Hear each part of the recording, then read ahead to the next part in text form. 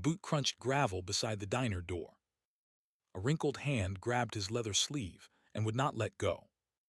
The biker stopped mid-step. His other hand moved toward his belt. She was tiny. Filthy coat. Sign at her feet read food. Her eyes locked on his. 4 words came out of her mouth, dry as ash. Your son isn't dead. He nearly knocked her over, backing away. Then he froze. She knew the name nobody outside the chapter knew. She knew the date on the folded flag at the grave. She knew the small white scar above his left eye. She knew the boy's middle name. None of it should have been known. The patches on the man's back said HELLS Angels. He was Cal Rourke. 62. Chapter President. 1 dead boy. 1 empty house. Tonight all of that was about to change. Stay with me on this one. Cal Rourke woke at 4:30 every morning. Same time the boy used to wake up. The kitchen was cold. The coffee maker was older than the dog tags he kept in his shirt pocket. He poured 1 cup. Always 1. Drank it standing at the window, facing the empty driveway, where the second motorcycle had not sat in 12 years. The house in eastern Pennsylvania smelled like leather and gun oil, and nothing else. He liked it that way. Easier to breathe when nothing reminded you of anything. On the wall above the kitchen table hung a folded triangle of cloth in a glass case. The flag. Underneath, a photograph of a young Marine smiling so wide his teeth showed. Jake Rourke. 21 years old in that picture. 21 years old forever. Cal poured a second cup at 5. Drank it at the table. Did not look at the photo. He never looked at the photo. He just sat where he could feel it watching him. At 6, he pulled the cover off the bike in the garage. A black Harley Road King. Dented fuel tank. White skull stitched into the seat leather. He had ridden it to 4 funerals this year alone. Brothers gone. Cancer mostly. The chapter was getting old. He was the chapter president now. Had been for 7 years. The boys called him Prees or sometimes just Cal. Never sir. He had told them once if they called him sir, he would break their teeth. He did not joke when he said it. He rode the back roads to the diner the same way he rode them every Tuesday. 2 of the boys met him there. Big Mike with the gray ponytail and the wedding ring he still wore 8 years after Carol had passed. And Razor, the quiet one, who used to be a paramedic before the army. They ordered the same breakfast every week. 3 plates of eggs. Bacon. Black coffee. They did not talk much. Old men do not need to talk to be heard. Big Mike said only one thing that morning. He pushed a slip of paper across the table. Chapter wants to do something for Jake's anniversary. 12 years. We were thinking a ride to the cemetery. Whole crew. Cause for the Veterans Hospital. What do you say? Cal looked at the paper. Then he looked at the napkin holder. No, he said. He did not say it mean. He said it the way you say no to a doctor when the doctor asks if you are sleeping. Tired and final. Big Mike folded the paper. Did not push it. Razor stirred his coffee. At 7:30 Cal stood up, dropped a 20 on the table, and walked out into the gravel parking lot. The morning was gray. A semi sat idling on the shoulder of the highway. A crow walked across the empty drive-through lane of the gas station next door. That was when the hand grabbed his sleeve. He turned ready to peel a junkie off his leather. Then he saw her. A woman maybe 60, maybe 70. Skin like leather pulled too tight over thin bones. Hair the color of dirty steel. A coat 3 sizes too big tied around her with what looked like baling twine. The cardboard sign at her feet read food. Nothing else. Lady, I gave at the corner. Let go of me. She did not let go. She looked up at him, and her mouth moved like the words had been waiting in her throat for a very long time. Your son isn't dead, Cal. He froze. What did you say? Jacob Daniel Rourke. Born March 12. Scar above his left eye from when he fell off the swing at age 9. He is alive. Cal's heart did something it had not done in years. It moved. Who are you? She let go of his sleeve, reached into the layers of her coat, pulled out a small flat object wrapped in a piece of brown paper, held it out to him with a hand that shook. I have been looking for you for 6 months. I read about your chapter in a magazine somebody threw away. I knew the face. I had to be sure. Take it. He took the brown paper. He could feel the metal inside. He could feel the chain. He did not need to unwrap it to know what it was. Big Mike came out of the diner behind him and stopped on the step. Please. You all right? Cal could not answer. He unwrapped the brown paper. Inside was a dog tag, slightly bent at one corner. The stamping was clear. Jacob D. Ariwake. SSN below. Blood type O positive. United States Marines. The exact tag they had told him went down with the convoy in 2012. The exact tag he had stood beside an empty casket for. He looked at the woman. His mouth had gone dry. Where did you get this? She looked up. Her eyes were wet but steady. From him. 6 months ago. In a town you have never heard of. Big Mike heard that. Big Mike took 2 steps closer. His hand drifted toward the inside pocket of his vest. Please. Who is this woman? Cal raised one hand without turning around. Stand down. Get in the truck, he told her. She did not argue. She picked up the cardboard sign and tucked it under her arm like it was a Bible. She climbed into the passenger seat of his pickup. She did not look afraid. She looked like a person who had nothing left to be afraid of. The drive to his house took 20 minutes. He did not speak. She did not speak. The dog tag sat between them on the bench seat. At the kitchen table, he poured her coffee. He poured himself nothing. Talking. She wrapped both hands around the mug like it was the first warm thing she had touched all winter. Maybe it was. My name was Margaret. People called me Maggie. My husband Frank was a long-haul trucker out of Texas. 26 years on the road. He died 8 months ago. Heart, the hospital said. I think it was something else. She paused. The mug shook a little against the table. Frank and I never had kids of our own. We tried. It did not happen. So Frank, every run, he would pick up a hitchhiker if they looked like they needed picking up. Drove them as far as he was going. Bought them a meal. He used to say the world only ever asked him one favor, and that favor was to keep moving people forward. 26 years of that. Hundreds of strangers. I think your boy was the last one. She took a sip.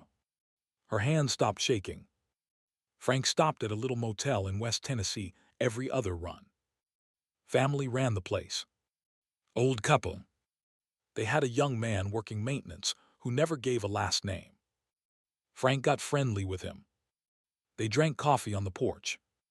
Frank said the boy talked like a Marine. Said he had that look. The boy never said where he was from. Just said his name was Daniel. Cal's hand closed around the dog tag on the table. Frank kept stopping there for 2 years. About a year ago, the boy started telling him things. Said somebody had told him his family thought he was dead. Said somebody had said it was safer that way. Said he could not go home because if he did, people would come looking. Said his dad rode a Harley. Said his dad would tear the world apart if he knew. The boy cried that night. Frank told me. Frank felt sorry for him. She paused. Looked at the photo on the wall. Looked back at Cal. 6 months ago, Frank stopped at the motel and the old couple were gone. Place was shuttered. The boy was hiding in the back room with a busted lip and a duffel bag. Frank put him in the cab of the truck and drove him north. 3 days. They stopped at a rest area in Indiana. 2 men in a sedan pulled up. The boy saw them. He ran. Frank chased him. He found him hiding in the woods. The boy gave Frank the dog tag and a folded piece of paper. He said if Frank ever made it to Pennsylvania, find a man named Cal Rourke. Tell him Daniel is alive. Tell him to come slow. Tell him to come ready. And the paper. She reached into the same pocket, pulled out a folded square, set it down beside the dog tag. Cal opened it. Block printing. A boy's handwriting forced into being neat.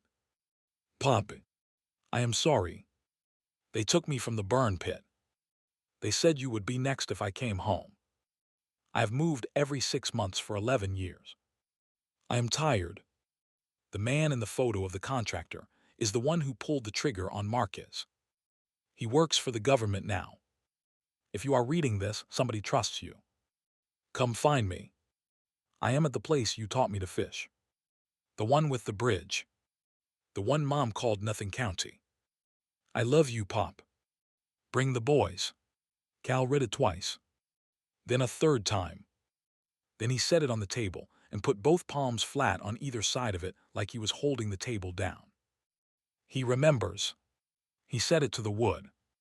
He remembers the river. Maggie said nothing. Frank, Cal asked finally. 2 days after he gave me the package, his truck went off a bridge in Arkansas. They said he fell asleep. He never fell asleep at the wheel. 26 years and not once. After they buried him, I sold the trailer. I started walking. I've been walking and asking and walking. Today I found you. Cal sat very still. Then he stood up, walked to the wall, took the photo down for the first time in 12 years, turned it around so he could see his son's face, held the dog tag against the glass. He sat back down at the table. He poured himself a glass of water from the pitcher, took a long, slow drink, set the glass down softly. The doorbell rang. He had not heard the doorbell ring at his own house in maybe 3 years. Cal stood, walked to the front window, looked through the slat in the blinds. A black SUV with tinted glass sat at the end of his gravel drive. 2 men in dark coats stood at his porch, clean-shaven, earpieces. The shape under one man's coat was unmistakable. He turned to Maggie, pointed at the basement door. She moved without asking why. He opened the front door 6 inches and stood in the gap. Help you? The taller one smiled. A cold smile. The kind of smile they teach you in a school somewhere. Mr. Rourke, we received a tip that a confused homeless woman was harassing a member of your motorcycle club this morning. We would like to make sure she is all right. We are with Social Services. Social Services drives a Suburban with government plates and carries a Glock. The smile faded a 1/4 inch. Sir, this is for everyone's safety. Mine included. Especially yours. Cal closed the door. Quiet. Locked it. He walked back to the kitchen. Picked up his phone. Hit one button. Mike. All of it. Right now. Every brother. Bring trucks. Bring trailers. Bring everything you have. My house. 40 minutes. He hung up. Walked to the basement door. Knocked twice. Stay down there till I come for you. There is water in a cot.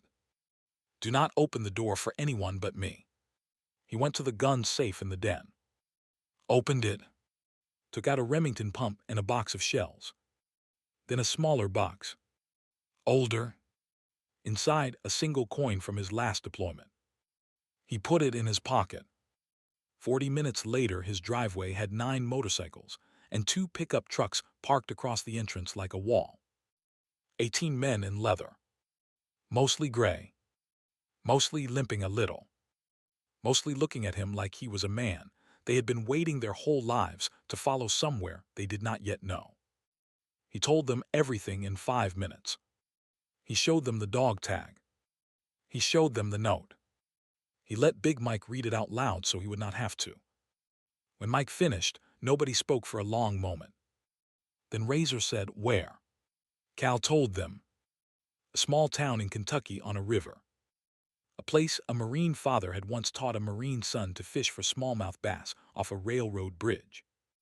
Then he looked at the men. This is not chapter business. This is not patch business. This is me asking. Anybody wants to stay home, stay home. No grudge. No question. We are riding into something dirty. Big Mike said one sentence. Please. You insult us if you ask that again. The other 17 said nothing because they did not need to. And if you are still with me here, hit that subscribe button. It tells me you want more of these. Stories of broken men finding the one piece of themselves they thought was gone forever. I will keep telling them as long as you keep listening. They rolled out at sundown. 18 bikes. 2 trucks. Maggie in the cab of the lead pickup, wrapped in a wool blanket Big Mike had pulled out of his saddlebag. The SUV from earlier was nowhere. That worried Cal more than if it had been parked at the end of a street. Believe me, a man who has been hunted his whole adult life knows the difference between a hunter who has lost the scent and a hunter who has decided to wait for better ground. These ones were waiting. Cal kicked over the Harley in his driveway and listened to the engine settle. He had ridden that bike to a funeral with no body in it. He had ridden it to the bar afterward. He had ridden it home in the rain and sat in the garage with the helmet still on for 2 hours. Tonight he was riding it to bring his boy back from the same place. The bike sounded different tonight. Or maybe his ears did. They took back roads only. They did not stop for gas where the cameras were. They paid cash at every pump. Big Mike rode point. Razor rode tail. Cal rode in the middle of the pack, with the dog tag now hanging around his neck, where his own had hung for 22 years before he had ever taken them off. The road stretched into the night. The road got dark. The headlights cut a single yellow line through Pennsylvania, then Maryland, then West Virginia. Round 3 in the morning, Cal saw a pair of headlights 3 cars back that had been there for 2 hours. He keyed his radio. Mike. Tail. Got it. Already 2 ahead too.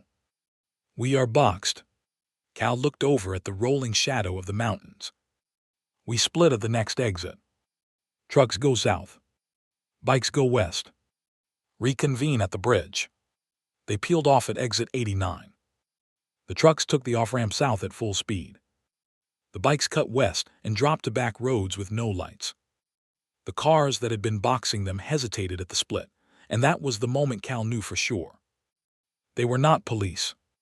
Police know how to split. These people had to think. At dawn, the bikes met the trucks at a closed campground 12 miles from the river. Maggie climbed out of the pickup looking like she had aged 10 years in one night. We are close, Cal said. He is at the bridge. He should be. If he is alive. If he can still be. She put her hand on his arm. Not begging. Telling. He is alive. Frank would not have died for nothing. Go. The chapter rode the last 12 miles in formation. Down a road that turned to gravel. Past a feed store with no truck out front. Past a country church with the door hanging open and no preacher inside. Into a hollow where the river bent under an old iron railroad bridge with peeling green paint. Cal stopped his bike at the head of the bridge. Killed the engine. The other bikes killed theirs behind him one by one, until the only sound was river water moving over rocks. He walked out onto the bridge. Alone. The bridge planks ground.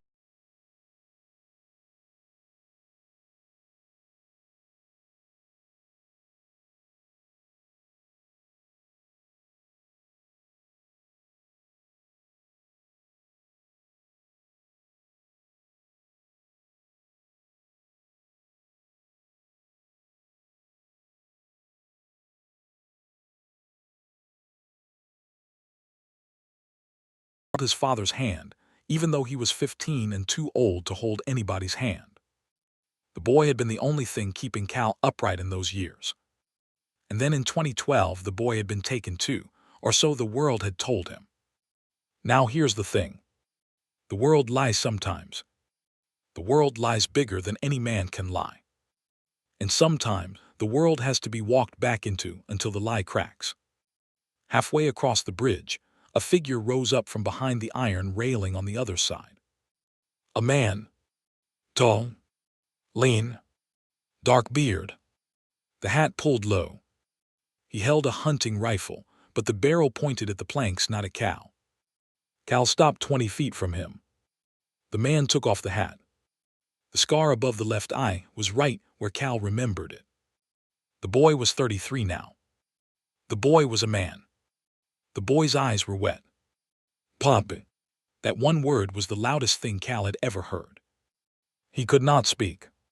He could not move. He just opened his arms.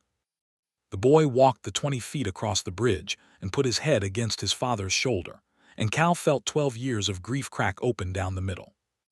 They stood like that for a long time. Maybe a minute. Maybe more. Cal would not be sure later. Then headlights flared at both ends of the bridge. 2 black SUVs at the south end. 2 more at the north. Doors opened. Men in tactical gear stepped out. 6 on each side. 12 total. Rifles up. Red dots crawled up the iron railing. The chapter was still on their bikes behind the south SUVs. Cut off. Cal stepped half a step in front of his son. A voice came over a loudspeaker from the south side. Jacob Rourke. Step away from the civilian. We have orders to retrieve you. Nobody has to get hurt today. Cal looked at his boy. Who are they? The same outfit that took me from the burn pit 11 years ago. They told me I saw something I should not have seen. A contractor shooting unarmed prisoners. They said if I testified I would die. They said if I went home I would die, and so would you. So they made me die instead. On paper. And now, they want me erased for real. The contractor is running for office. I am the only witness who could put him in a cell. Cal nodded slowly. He took the dog tag off his neck and put it back over his son's. Stay behind me. He turned to face the south SUVs. This is Prees of the chapter you have surrounded. Listen close. There are 17 men on those bikes who fought in 3 different wars. 5 of them are still on the federal payroll as combat instructors. 2 of them are in close contact with 3 different journalists right now. One of them is recording this on a body cam that is uplinked to a server you cannot touch. If anybody on this bridge fires a single round, this video is in every newsroom in the country in 8 minutes, including the part where your contractor's name is spoken aloud. Silence. Long silence. A breeze moved across the bridge. The peeling green paint of the railing flaked off a chip the size of a dime and floated down to the river. Somebody in the second SUV coughed once. Cal counted heartbeats. He had not counted heartbeats since 1972. Then a different voice on the loudspeaker. Older. Worn out. Stand down. All units. Stand down. The red dots dropped. The rifles lowered. The lead man on the south side took off his helmet. He was older. His face looked like a man who had been waiting a long time to be told no. You have 48 hours, Mr. Rourke. After that, the deal is off. We cannot protect him anymore. I never asked you to, Cal said. He took his son's elbow. He walked him across the bridge and through the line of his brothers without looking back. They rode east at dawn the next morning. Jake on the back of his father's Harley, hands on his father's hips the way he had ridden as a boy. Big Mike up front. Razor at the rear. The trucks rumbling behind. Maggie in the lead pickup smiling for the first time in 8 months. They did not go straight home. They drove to a federal courthouse in Washington that Cal knew through a brother who knew a brother. Razor made the call. Razor still had a few favors left from his Army days.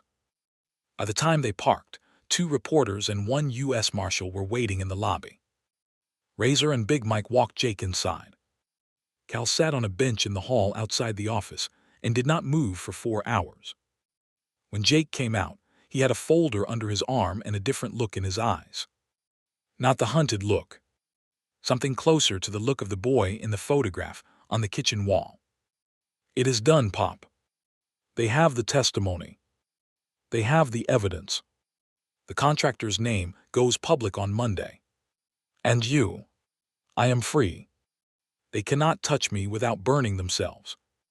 I am free." Cal stood up. He felt every one of his 62 years in his knees. He did not care. They rode home the long way. Through the mountains. Through the small towns. Past a country church with its door now closed. Past a feed store with a truck parked out front. Past the campground that was no longer closed. The world had a way of becoming itself again when you stopped looking at it through a folded flag in a glass case. Maggie rode the whole way in the front truck. At a diner in West Virginia, she ordered pancakes and ate every bite. Cal paid for the meal. He paid for 2 new coats out of the truck stop. He paid for a motel room with a shower. He told her there was a guest room at his house, and it was hers as long as she needed it. She cried for the first time.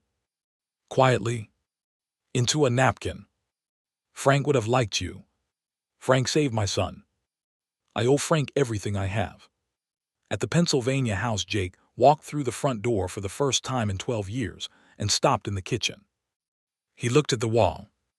The folded flag was gone. The photograph was gone.